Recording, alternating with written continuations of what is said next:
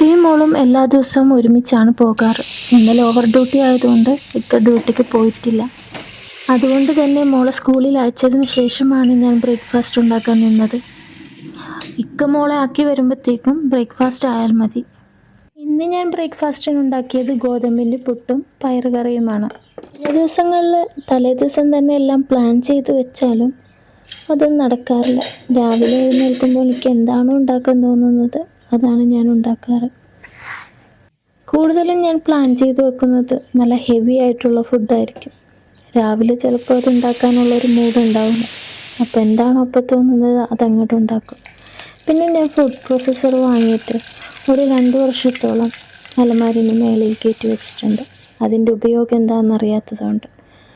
ഒരിക്കൽ അതെടുത്ത് നോക്കിയപ്പോഴാണ് അതിൻ്റെ ഉപയോഗം എന്താണ്, അത് എത്രത്തോളം യൂസ്ഫുള്ളാണെന്ന് അറിയുന്നത്. പിന്നെ ഇന്ന് വരെ ഞാൻ അതെടുത്ത് വെച്ചിട്ടില്ല. എനിക്ക് എന്നും യൂസായിട്ടുള്ള ഒരു സാധനമാണ്. അതുപോലെ തന്നെ നല്ല ഭംഗി കണ്ടിട്ട് വാങ്ങിയതാണ് ഞാനൊരു വാട്ടർ ഡിസ്പെൻസർ. പക്ഷേ എനിക്ക് ഏറ്റവും കൂടുതൽ യൂസായിട്ടുള്ള ഒരു ഐറ്റം അത് തന്നെയാണ്.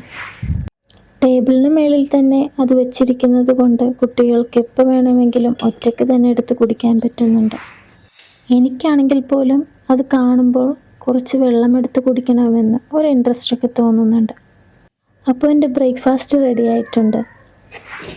ഇഷ്ടപ്പെട്ടാൽ ഒരു സബ്സ്ക്രൈബും ലൈക്കും തന്ന് ഒന്ന് സപ്പോർട്ട് ചെയ്യാമോ?